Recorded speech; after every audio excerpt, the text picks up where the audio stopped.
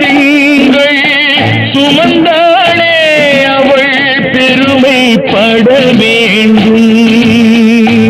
உன்னை பெற்றதனால் அவள் மற்றவராலே போற்றப்பட வேண்டும். கற்றவர் சபையில் உனக்காக தனி இடமும் தர வேண்டும். உன் கண்ணில் ஒரு துளி நீர் வந்தாலும் உலகம் அழ வேண்டும். நான் ஏன் பிறந்தேன், நாட்டுக்கு நலம் என்ன புரிந்தேன்.